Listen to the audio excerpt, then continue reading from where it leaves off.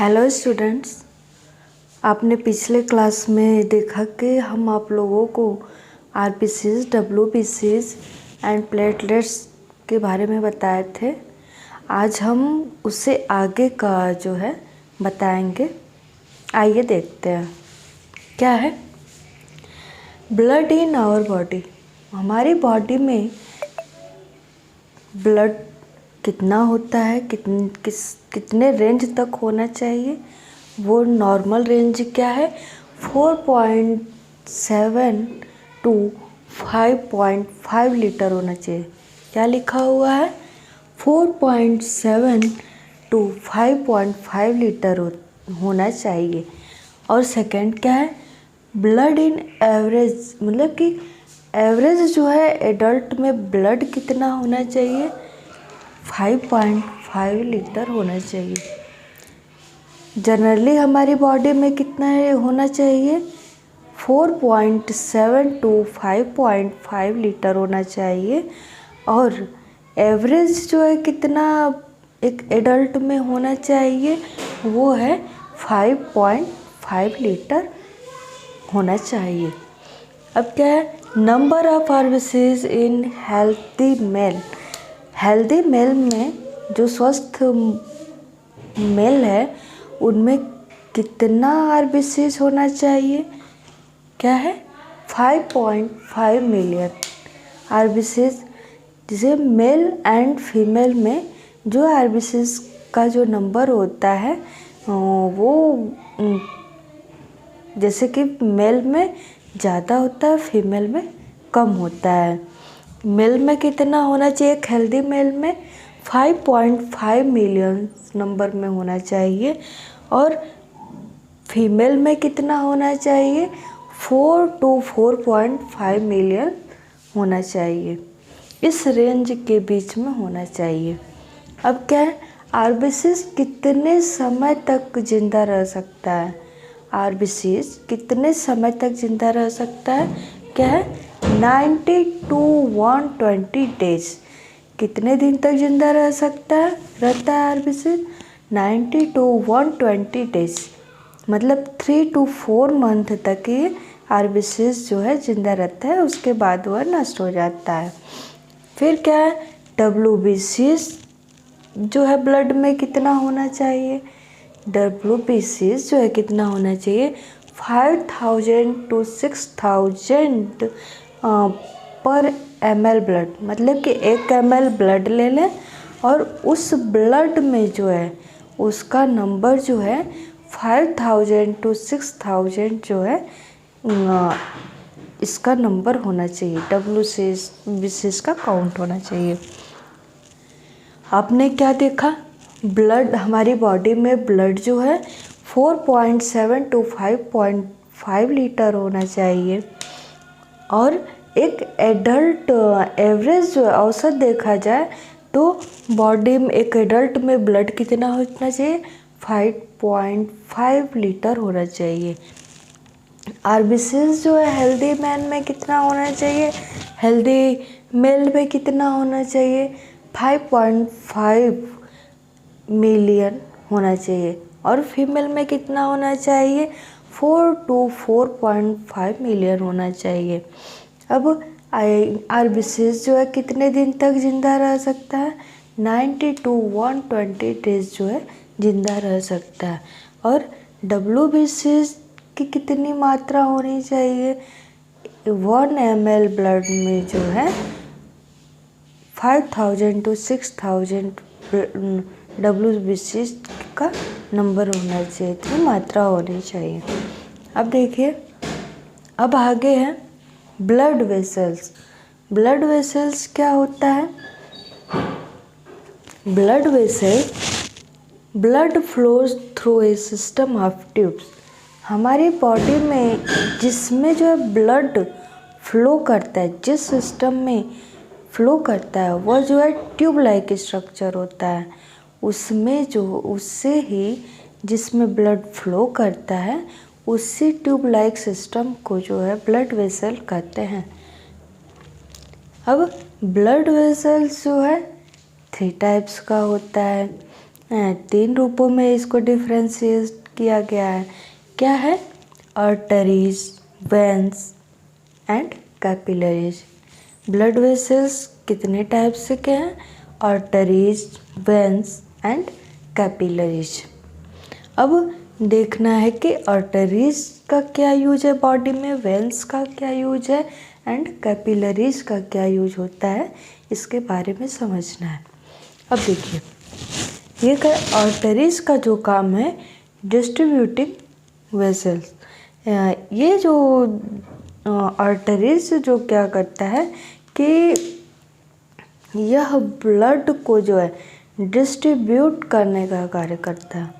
Distribute का मतलब पूरी बॉडी में पहुंचाना, मतलब कि पूरी बॉडी में ब्लड को हार्ट से ले जाता है और पूरी बॉडी में जो है पहुंचाता है। यह जो है ब्लड को पूरी बॉडी में पहुंचाने का कार्य करता है। और क्या? Blood flows heart to other part of body. Blood जो है आर्टरीज में फ्लो कहाँ से कहाँ तक है? पहले हार्ट से ब्लड जाता है, कहाँ जाता है? पूरी बॉडी में जो है ब्लड जाता है। यह जो है ऑक्सीजनेटेड ब्लड को करे। ऑक्सीजनेटेड ब्लड को हम प्योर ब्लड भी कह सकते हैं। ऑक्सीजनेटेड ब्लड का मतलब कि जिस ब्लड में ऑक्सीजन प्रेजेंट होता है, मतलब हीमोग्लोबिन से ऑक्सीजन जुड़ा होता है, उसे ही ऑक्सीजनेटेड ब्लड कहते हैं। मतलब कि आर्टरीज में जो होता है ऑक्सीजनेटेड ब्लड पाया जाता है और ब्लड में हीमोग्लोबिन पाया जाता है, और जब हीमोग्लोबिन से ऑक्सीजन जुड़ा होता है तो उसे जो है ऑक्सी हीमोग्लोबिन कहते हैं। और ये ऑक्सी हीमोग्लोबिन जिसमें पाया जाता है उसे ही प्योर ब्लड कहते हैं या ऑक्सीजनेटेड ब्लड कहते हैं। अब क्या, ये जो आर्टरी है, जो ये वेसल आर्टरी वेसल्स जो है, यह इस पे फोर्स ज़्यादा लगता है, इसलिए इस फोर्स को अगर ये क्या होता है, जो आर्टरीज होता है वो जो होता है उसमें फोर्स ज़्यादा लगता है, क्योंकि हार्ट से ब्लड पंप होता है और अचानक से उस पर फोर्स पड़ता है, जिसके कारण उस पर तनाव होता है। इसलिए हम कह सकते हैं कि उस पर जो फोर्स ज़्यादा लगता है, क्योंकि हार्ट से पंप होता है, सो डायरेक्ट जो है आर्टरीज में जाता है। और लार्जेस्ट आर्टरी में जो आर्टरी का सबसे लार्जेस्ट भाग जो होता है उसको हम आर्टा कहते हैं। सबसे लार्जेस्ट पार्ट ऑफ आर्टरी क्या है? आर्टा उसे कहा जाता है। देखिए, आर्टरी क्या होता है कि वो जैसे कि आर्टरीज होता है ऐसे, आर्टरीज होता है ऐसे, फिर यह जो है छोटे छोटे भागों में डिवाइड होने लगता है, फिर डिवाइड होने लगता है। तो इसका मतलब कि जो सबसे उसका जो छोटा वाला भाग है उसे जो है आर्टरियोल कहते हैं, आर्टरियोल कहते हैं।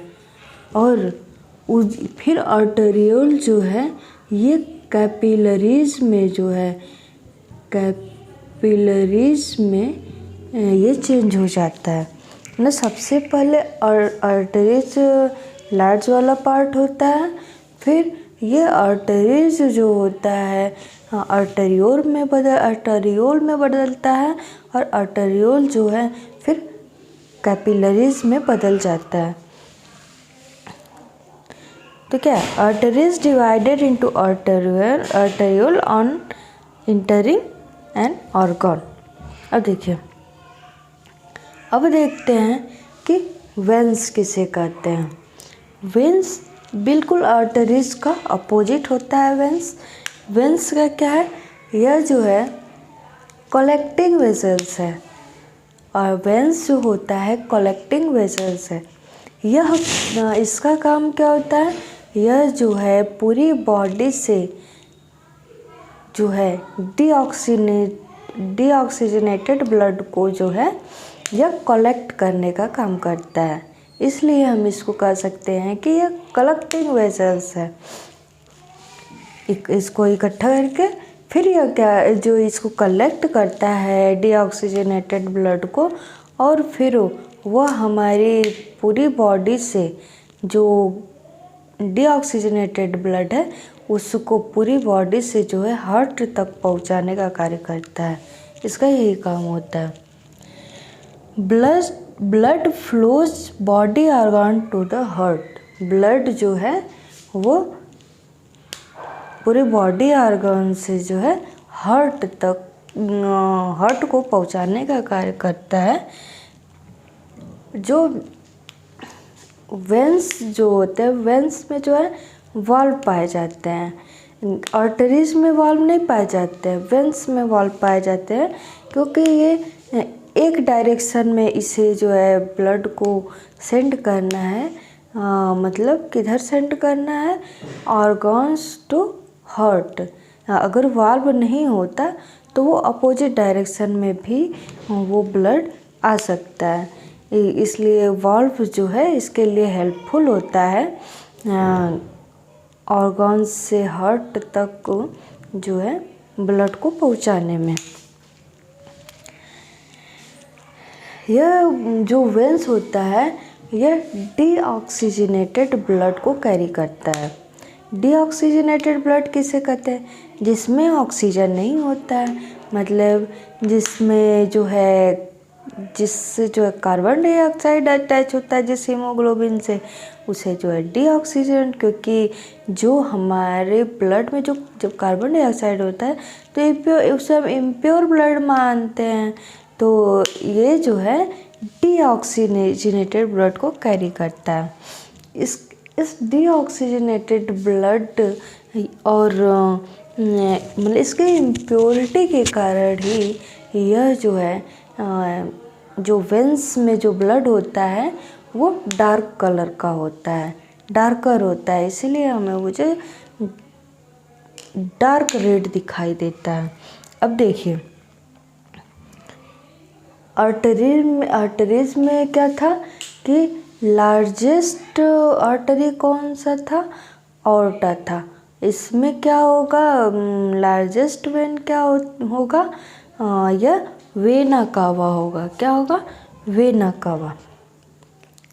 क्या आपने देखा, वेंस को कलेक्टिंग वेसल्स बोलते हैं। ब्लड जो है फ्लो होता है ऑर्गन्स टू हार्ट जो है फ्लो करता है, और इसमें वाल्व प्रेजेंट होता है। यह जो है डीऑक्सीजनेटेड ब्लड को कैरी करता है, और इसका ब्लड इसके कारण ही डार्कर कलर का होता है। इसके लार्जेस्ट वेन को क्या करते हैं, वेना कावा कहते हैं।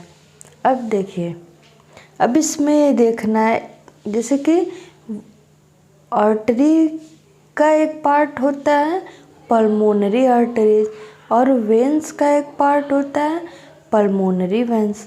अब जब आर्टरी में पल्मोनरी लग जाए और वेंस में पल्मोनरी, तो इसका क्या वर्क था आर्टरीज का, कि ये प्योर ब्लड को मतलब ऑक्सीजनेटेड ब्लड को कैरी करता है, और वेंस का क्या काम था, डीऑक्सीजनेटेड ब्लड को कैरी करता है।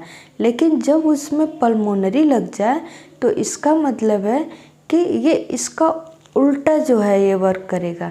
ना आर्टरी का वर्क था ऑक्सीजनेटेड ब्लड, तो पल्मोनरी आर्टरीज का काम हो जाएगा डीऑक्सीजनेटेड ब्लड को कैरी करना, और वेंस का काम है डीऑक्सीजनेटेड ब्लड को कैरी करना।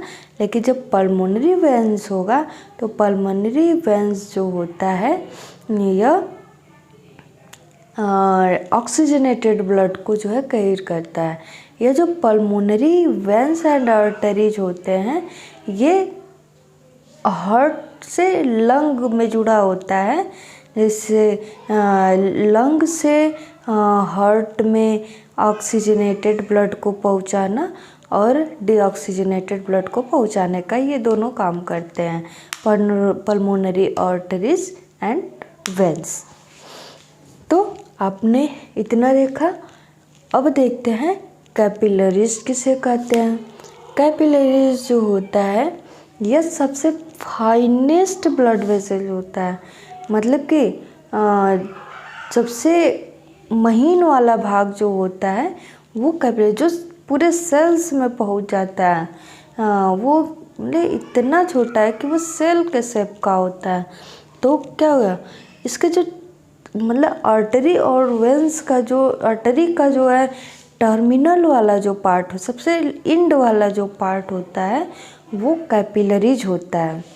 कैपिलरीज जो है क्या करता है, terminal branches of N artery which rejoin from when.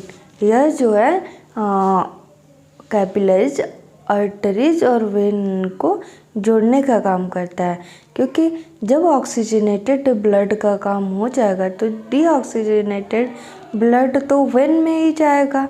तो ये कैपिलरीज का यही काम होता है। कैपिलरीज का जो वाल होता है वह बहुत जो है थिन होता है, बहुत पतला होता है। बस जितना थिक सेल होता है उतना ही होता है। कैपिलरीज का ये काम हो गया। अब कैपिलरीज के क्या रोल हैं ये देखना है। लिखा है at the atrial end food and oxygen pass from blood to the cell.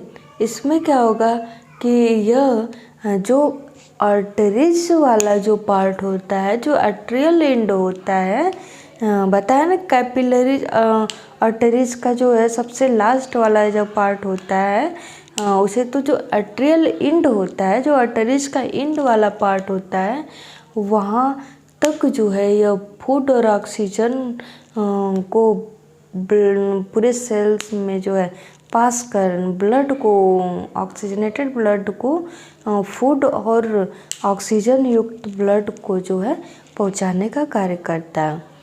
और दूसरा है कैपिलरीज का रोल। कैपिलरी का क्या रोल है, at the vein end capillaries collect carbon dioxide and waste from the cell. जो वेन का जो इंड होता है, कैपिलरी वेन का क्या काम है, यह जो है डीऑक्सीजनेटेड ब्लड को जो है ये कैरी करता है। तो यह क्या करेगा कि यह उन सेल्स से जो है यह कार्बन डाइऑक्साइड और वेस्ट को जो है कलेक्ट करने का काम करेगा। अब देखिए,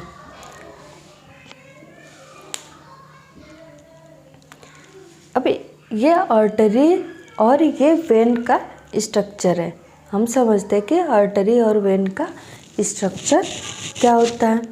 देखिए, आर्टरीज का जो ल्यूमेन वाला पार्ट होता है, ये जो होल दिख रहा है जिसमें ब्लड का फ्लो होता है, जिसमें ब्लड का फ्लो होता है, वो नैरो होता है। नैरो मतलब बहुत पतला होता है। और इसका जो ये क्या होता है कि इसका जो ये वाला है वॉल जो होता है थिक होता है। अगर ये थिक नहीं होता तो क्या होता, क्योंकि जब हार्ट ब्लड को पंप करता है तो अगर ये थिक नहीं होता तो ये जो आर्टरीज के वाल थिक ना होने के कारण ये ब्रस्ट कर जाता या टूट जाता। ये वाल थिक होता है जिसके कारण यह जो हार्ट से ब्लड को पंप किया जाता है उसे जो है सह सकता है। अगर थिक नहीं होता तो वो ब्रस्ट कर जाता। तो इससे हम समझ सकते हैं इसका ल्यूमेन जो है, ल्यूमेन जो इसका जिससे ब्लड फ्लो होता है वो नैरो होता है और इसके वाल जो है थिक होते हैं। थिक होने के कारण यह जो है इसके फोर्स को ये सह सकता है, ब्लड के फोर्स को हाँ। और वेन्स क्या होता है, वेंस के जो वाल होते हैं वो थिन होते हैं एज कंपेयर टू आर्टरीज, और इसका ल्यूमेन जो होता है वाइड होता है। इसका ल्यूमेन जो है पतला होता है क्योंकि इस वेंस में क्या होता है, ब्लड जो है बॉडी ऑर्गन से हार्ट की तरफ ब्लड को ले जाए, तो वहाँ पे फोर्स की कोई ज़रूरत, फोर्स तो होती नहीं है, जिसके कारण इसमें मोटाई की कोई ज़रूरत है नहीं, तो जिससे ये पतला होता है, इसका वॉल जो पतला होता है और इसका जो जिसमें ब्लड फ्लो करता है वह वाइड होता है, और जो होल होता है जिससे ब्लड फ्लो करता है वह जो है चौड़ा होता है। अब देखिए, आप देख रहे हैं ये आर्टरी वाला पार्ट है, ये वेन वाला पार्ट है, और यहाँ पर ये आर्टरीज जो है यहाँ पर ब्रांचेस में डिवाइड है, और जिस ब्रांच में डिवाइड है उसे आर्टरियोल बोला गया है, और वेन भी जो है डिवाइड है उसे वेन्यूल बोला गया है। मतलब कि आर्टरीज डिवाइड होकर के आर्टरियोल बनाता है, और वेन्स जो है डिवाइड होकर के वेन्यूल्स बनाते हैं। अब क्या होगा, ये आर्टरीज जो है डिवाइड होकर के कैपिलरीज बनाते हैं। ये जो भरा भरा हुआ भाग दिख रहा है ये जो है कैपिलरीज वाला पार्ट है, ये कैपिलरी का नेटवर्क है। यहाँ पे क्या हो रहा है कि ब्लड का प्योर एंड इम्प्योर, यही आर्टरी का जो है इंड वाला पार्ट है, यही वेन का इंड वाला पार्ट है। तो जो यहाँ पे बोला कि आर्टरियोल इंड और वेन इंड, तो ये वेन इंड हो गया, ये आर्टरी इंड हो गया। यहाँ पे क्या कर रहा है, ऐसे हार्ट से ब्लड जो है यहाँ पे आ रहा है, फ्लो कर रहा है। यहाँ पर क्या हो रहा है कि वेन्स जो है ब्लड को पूरी बॉडी से हार्ट की तरफ ले जा रहे हैं। आज का इतना ही, इसके बाद नेक्स्ट वीडियो हम बनाएंगे। अगर आपको समझ में आया होगा तो इसे लाइक, शेयर, सब्सक्राइब और इस पूरे वीडियो को ज़रूर देखें, जिससे आपको समझ में आएगा। Thank you.